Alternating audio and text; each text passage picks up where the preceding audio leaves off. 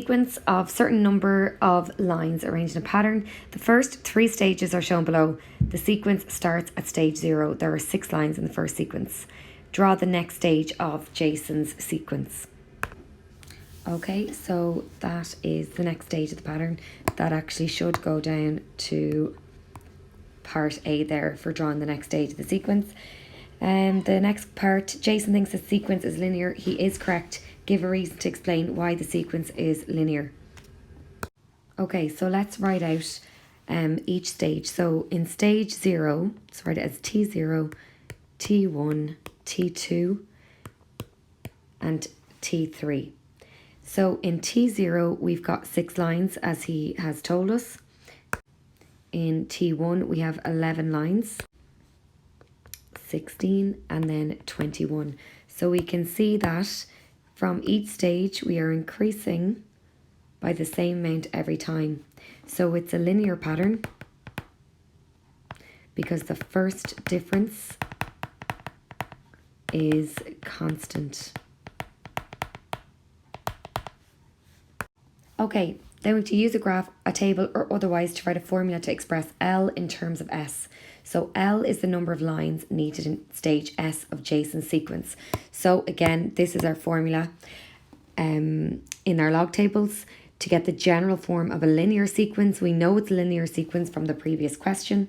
The formula in the log tables is Tn is equal to A plus n minus 1 D. A is the first term of the sequence and D is the common difference. Okay, now going back to L and S here, we need to put in L and S into this formula so that we know what we're looking at. So S is the stage number, okay? So S is going to be subbed in for N. So we write Tn is equal to A plus S minus 1 D. Now, what's L? L is the number of lines needed. Okay? So L is the number of lines needed. So Tn altogether is going to be L. So we'll write it out again. L is equal to A plus S minus 1 D. So the first term of our sequence is 11 and our common difference is 5. So subbing that into the formula, we'll then have L is equal to 11 plus S minus 1, 5. Okay, outside the bracket. We're then going to multiply in the bracket. We get L is equal to 11 plus 5S minus 5. So altogether, when we collect our like terms, we get 6 plus 5S.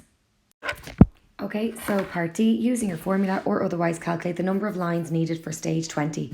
So our formula from the previous question was L is equal to 6 plus 5S. In stage 20, we know that S stands for the stage number.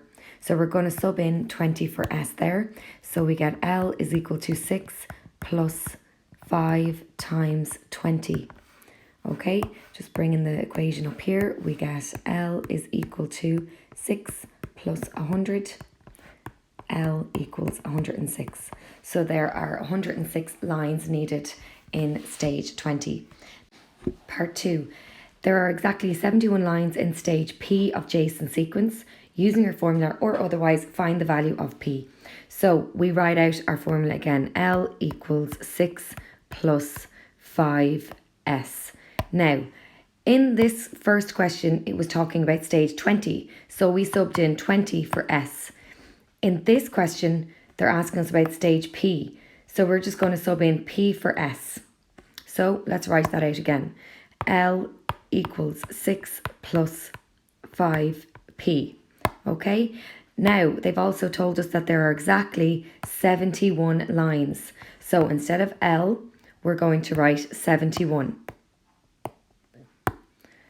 71 is equal to 6 plus 5p. We then collect our terms, bring this over to the other side. We get 71 minus 6 is equal to 5p. 5p is equal to 65. And we divide both sides by p. We get p is equal to 13. So it's saying there that in stage 13, there are 71 lines in our pattern. Okay, next question. Deirdre's also made a sequence. The formula for her sequence is L is equal to 3s plus 4, where L again is the number of lines and S is the stage number. Below is stage 0 of Deirdre's sequence. Draw one possible example of stage 1 and one possible example of stage 2 of Deirdre's sequence. Okay, so stage 0 has how many lines in it? Okay, so that's term 0 there is equal to 4. Okay, so we look at the formula, which was L is equal to 3s plus 4. So in stage 0, we will put in a 0 for the s there, and we'd end up with L is equal to 4. So if I just write that over here, we know L is equal to 3s plus 4. If I sub in 0 for the stage number, I'm going to get an answer that L is equal to 4. Okay, so that's all for stage 0. If we look at term 1, we're now going to sub in 1 for S. L is equal to 3s plus 4, that's our formula. When we sub in 1 for S, we'll get L is equal to 7. So we need to come up with a design to show that there are 7 lines in the formula. Okay, so there are 7 lines in stage 1 of the pattern. Let's just count them quickly. 1, 2, 3, 4, 5, 6, 7. We go on to stage 2. So again, our formula is L equals 3s plus 4. Now we're subbing in 2 for S. L is equal to 3 times 2 plus 4. L is equal to 10. So in stage 2, let's count that. There should be 10 lines. We start here. 1, 2, 3, 4, 5, 6, 7, 8, 9, and 10. Okay, next question. A farmer plants apple trees in a square pattern. In order to protect the apple trees against the wind, he plants coniferous trees all around the orchard. Here you see a diagram of this situation where you can see the pattern of apple trees and coniferous trees for any number of rows of apple trees. So first question is asking us to draw the next stage in the pattern. So let's have a look at the first stage. So you can see there are 3 X's going across. Let's look at the next pattern. There are 5 X's going across. And in the third pattern, there are 7 X's going across. Okay, and let's just have a look at the third pattern. There's 7 going across. There are 7 going down, 7 across. So it's a square. So if the first square was 3 by 3, next square was 5 by 5, 7 by 7, we're going up in twos. So our next square is going to be 9 by 9. Okay, we'll also see then in stage 1 we have 1 dot. Stage 2, we've got 4 dots. Stage 3, we've got 9 dots. So the dots are going up in a quadratic pattern. We can see that in stage 1, we have 1 dot. Stage 2, 4 dots. Stage 3, 9 dots. So from 1 to 4, we're adding 3. From 4 to 9, we're adding 5. So from 9 onwards, we need to be adding 7. So we should have 16 dots in the fourth stage. And our square should be a 9 by 9 grid. Okay? Okay, so we have our next stage of the pattern there. So 9 X's going across, 9 down, and then 16 dots in the middle. Okay, so next question, we have to complete the table below. We have to write down the number of apple trees and the number of coniferous trees. Okay, so the apple trees they're a quadratic pattern. So it's 1, 4, 9, 16, 25. And if we go back, and when we go back to count the number of carnivorous trees, you'll see that the x's are increasing by 8 each time. So we've 8, 16, 24, 32 and 40. Okay, Patrick says that the pattern of the number of apple trees is quadratic. Patrick is correct. Give evidence to support this claim. So we know this already, but let's just write out the sequence for the number of apple trees. 1, 4, 9, 16 and 25. We're going to prove it's quadratic. We're going to find the first difference firstly.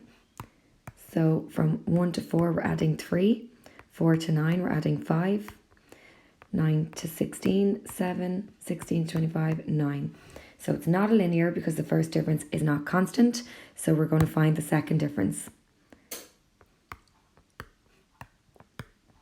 So when we find the second difference, we can see that from 3 to 5 we're adding 2, 5 to 7 we're adding 2, and 7 to 9 we're adding 2. So we can just write our conclusion. Second difference is constant.